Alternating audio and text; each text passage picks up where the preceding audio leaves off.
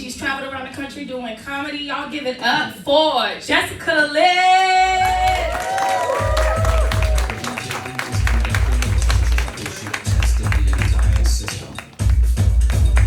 What's going on, everybody? Y'all enjoying the show so far? All right. So you good, DJ. I like to get the elephant out of the room. The thing everybody's thinking when I first walked up here. Wow, she's really pretty. She is cute. No wonder why he didn't pull out. But I don't like pregnancy because I feel like it happens too easily. Like you can just have sex for 2 minutes and then you have a baby you have to take care of for the rest of your life. The math does not add up. And then you can't get an abortion for that reason. Like, it's different if you're like 14, your mom's single, she's barely feeding you, but you can't go to the clinic like, yeah, I want to get rid of it because the sex was 2 minutes and the math is just not mathing the way I wanted it to. Like, I just can't justify it. I didn't even get any good flashbacks the next day. Like, sir, you do not deserve an air for that performance, okay? You can't. Another thing I don't like, I just feel like it's too much information. Like, I don't know what you were doing 7 months ago, but you know that I was at home getting nutted in. Like, that's none of your business. Why are you in my business? Another thing you know is that I weighed too much for Plan B. And don't judge, it was only 1 pound. I was 1 pound over the weight limit. Did y'all know Plan B has a weight limit? Yeah, 1 pound. So if I did not eat that stale Wawa donut the day before, I wouldn't be shopping right now. Like, that is so ghetto. And the last thing it tells you is that the baby's father is black, but that's only TMI if you're white. Like, have you heard of that happening? Like, a white couple come in and push out a black baby. Like, that's happened before, and it's just like, but I couldn't do that to my... Hey, Tina and Trevor have pushed out Javante before, okay? I just couldn't do that to my husband. Like, I would never want to see, like, the look on his face if I pushed out the wrong color baby. So that's why I only do black men when I cheat.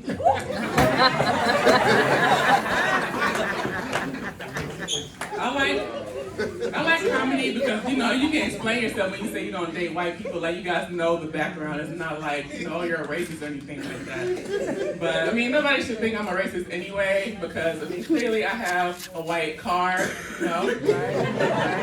I have white teeth. I wear white after Labor Day. Like, I don't have any problems with that color. Actually, I did date a white guy once, but he asked a question that every woman hates to hear, and that's, why are you single? Ladies, don't you hate that question? Like, what, there's no good answer to that. Exactly. Stop asking women that. Oh, just why are you single? I'm not single, I'm cheating. Like, but I don't know if,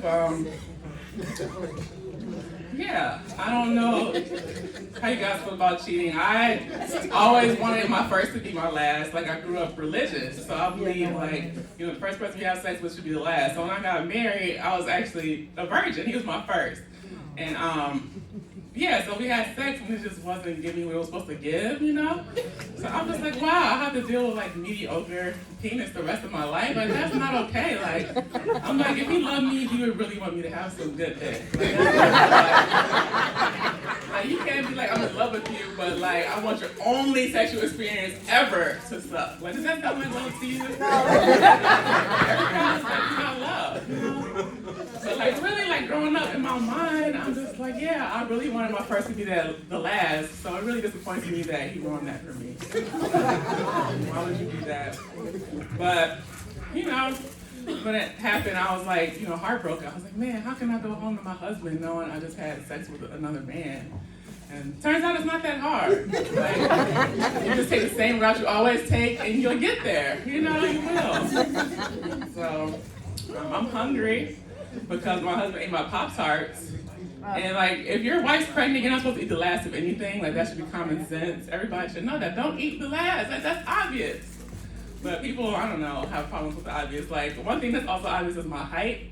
But people always tell me about it, like, I don't know. Like, I was literally in Target, and this lady's like, oh my God, you are so tall. And I'm like, oh my God, you're so white. Like so white, like Game of Thrones white. Oh my God. Like, why are we pointing out the obvious? Why? The men do it too. They're like, oh, well, aren't you a tall drink of water? Or my personal favorite, this really happened. Hey girl, I climb trees. Like, thank you for that information, Curious George. I'll keep that in mind. The next thing everybody wants to know is, did you play basketball? And I did. In high school, I led my team to 4 state championships. Thank you guys. Thank you. Oh my God. Wait, I'm sorry, I'm a little nervous. I messed it up. We were state champions for 1 year.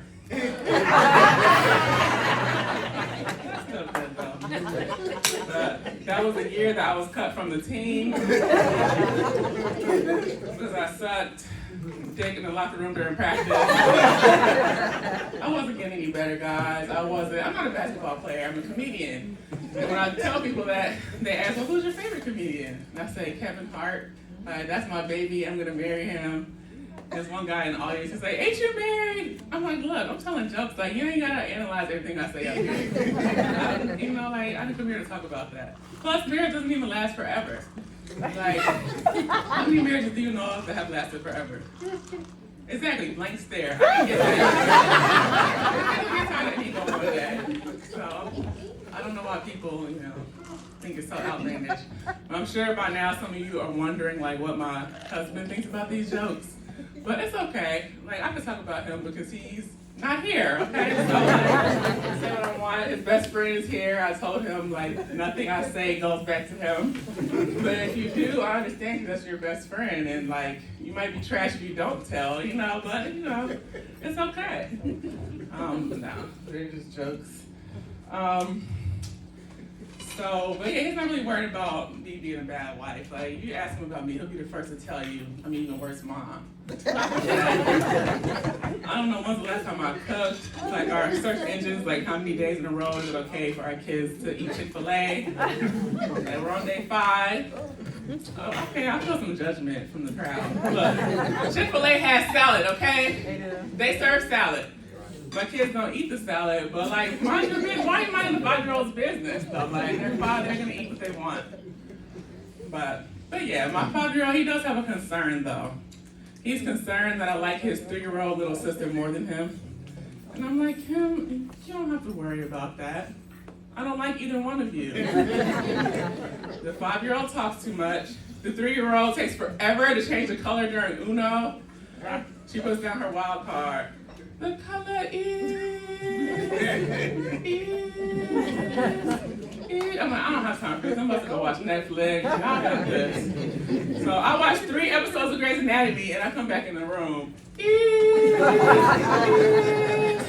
Oh my goodness. And some lady came up to me after my show, like, don't talk about your kids like that. I miss when my kids were that little. Well, I miss when they didn't exist. Okay? Like, my son was in kindergarten and I already had to go up to the school because the teacher is concerned that he's arrogant because he's walking around his kindergarten class saying, I'm gooder than everybody. And she thought he got it from me. And she looked me dead in the eyes like, what are you teaching him at home? I said, not bad grammar. I said, no, Kim, you're better than those kids. You got to You're the teacher. Like, that sounds like a you problem, Mr. Rock. But not all problems have obvious answers. Like, one problem I had in my marriage was like lack of sex. And people were like, okay, well, just put it on the calendar. I'm like, do you know how many video games he has? Like, he's not gonna check his sex calendar. Like, unless the calendar is about to tell him, hey, Jess's pussy is better than Call of Duty, it's not gonna help. Like, he made his choice, and I can't do nothing about that. But anyway, so we actually were separated for 5 years. So that's just to give y'all context for some future jokes I tell about dating. But when we got back together, my friend, the first question she asked was like, oh, so how's the sex? And I'm like, ma'am, that's the first question you ask. Like, that's none of your business. Like, that information is between me and y'all. Like, y'all paid to hear my life's drama. You know, like, I don't just give my business out for free. Like, I know my work, okay? We're not talking about this. Put out the $15 ticket. Yeah, but she's nosy. Well, I mean, you could have bought them like 2 hours earlier and it would have been 15. But so yeah, so I don't like when people call me mean, because I don't understand, like, I feel like everybody's mean. Like, is anybody in here just nice every day to everybody? Right, like, so I just feel like it's unrealistic, like, oh, you're mean. And like, have you met other people? Like, I have a room full of mean people. If you need to meet some, like, it's not just me. Like, I mean, I feel like, you know, people just kind of evoke it out of you, and then they're just like, you're mean. Like, oh, you're mean. I'm like, okay, well, you're blocked, so now you don't have to deal with it. Like, don't come over here calling me names. Like, I'm the problem. But I just feel like there's, like, a lot of negative people in the world, a lot of, like, Debbie Downers. Like, I don't make friends with people who complain all the time. They just want to, you know, be energy vampires. And I also don't make friends with people who, actually, guys, I just don't make friends anymore. Like, it's just too much. It's too much. Like, people want your attention for nothing. Like, once I was getting my car fixed, and this guy came up to me like, hey, you should let me take you out on a date. I'm 6'3". Like, that's it? Like, you think your height is the only thing on the list. Like, how tall is that wallet, sir? How tall is that dick? Because I would rather have a short man with a penis than a tall man with a pee-pee. Like, that's what really matters. Like, my kids are gonna be tall. Like, I got that covered. I can reach the top shelf. Like, what else you got, sir? But yeah, I do feel like it's hard to make friends as an adult. Does anybody else feel like it's hard making friends as an adult? Yeah, if you feel like that, I get it. And I just want you to know, you're the problem. I mean, it's not always you, but like, it's good to self-reflect and see where you're going wrong. Like, but like, it's hard working on yourself, because when you look around, you feel like nobody else is working on themselves. Like, some of you guys are assholes too. It's not just me.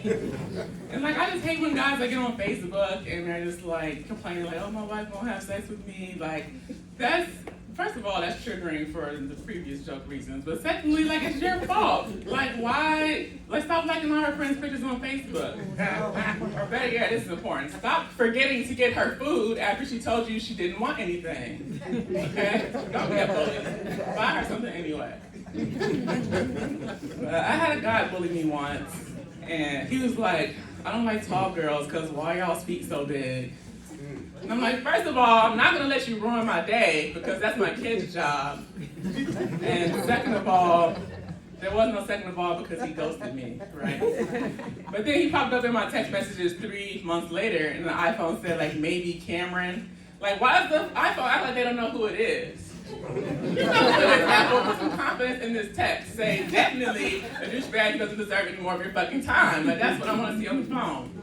But since it had been so long since we talked, he sent me a romantic text message, and it said, come over and get this dick.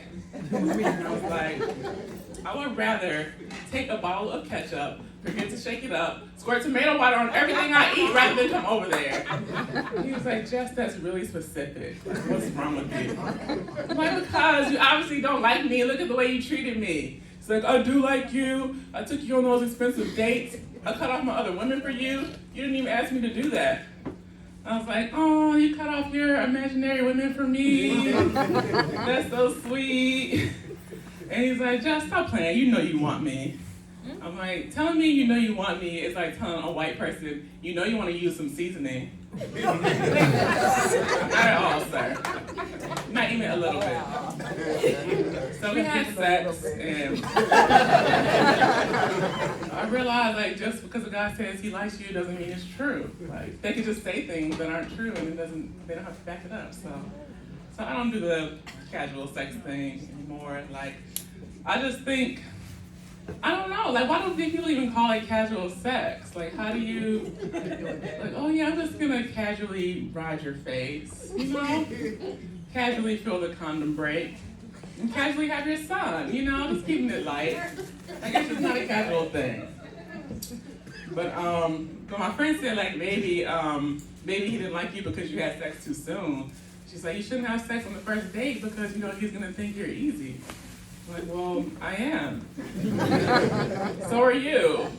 Like, why are you judging me for doing the same things you do? And if somebody doesn't want to be my man because I had sex with him, then I'll just find somebody else who appreciates the life. It's not that serious.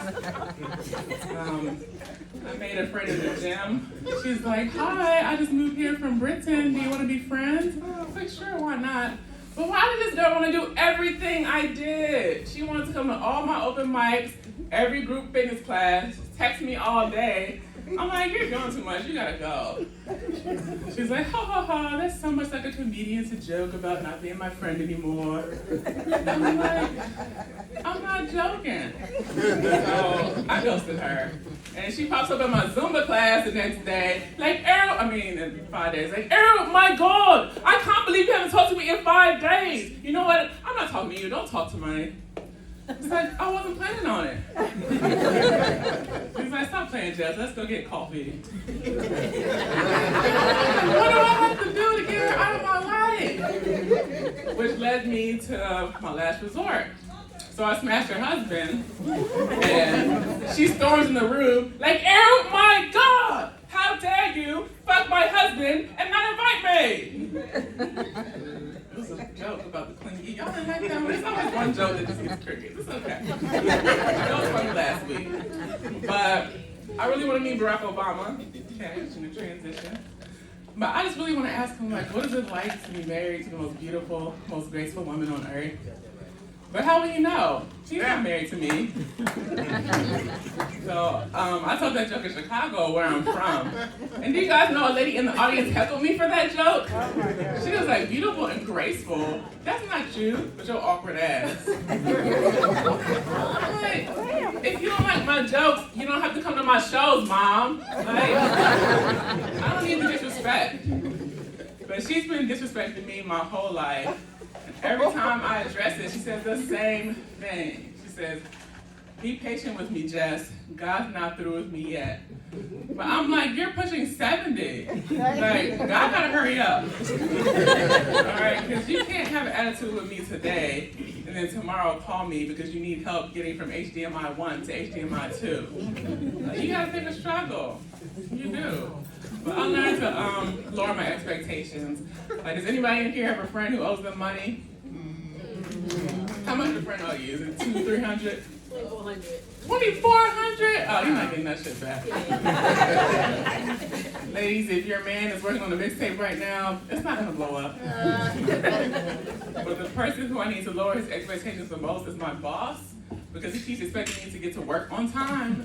And I'm just like, we don't do that in our culture. Like, it's like, well, according to the culture of this company, you need to be here on time. Like, I just feel like you shouldn't be able to reject my religious views, you know? Like, the Bible says, thou shalt be late to work if you're black. It's in there. I don't make the rules. So I'm a mean boss. I have ashy customers. Okay, I work in retail pharmacy, so I get vaccines. And this guy lifted up his sleeve for the COVID shot, and I was like, whoa, sir, you know we sell lotion on aisle 5, right? And he laughed. He's like, you missed your calling as a comedian. I was like, no, sir, actually I do comedy, and I will be talking about your ashy ass on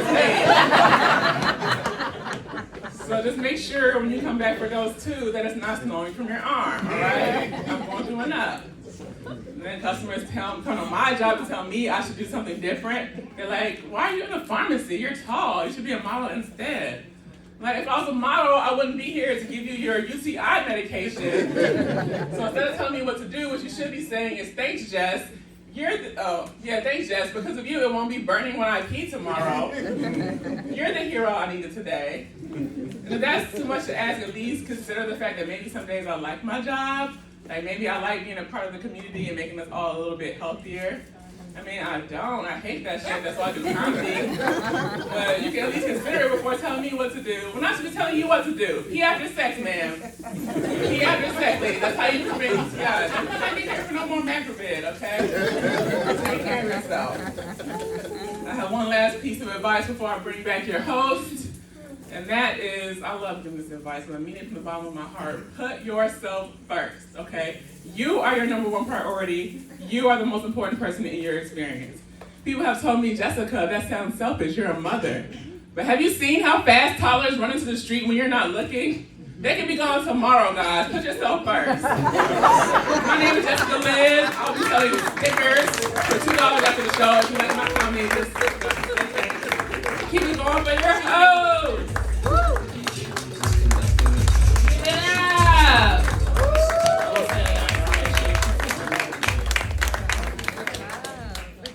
Thank you for that, Jess. I don't like my kids either.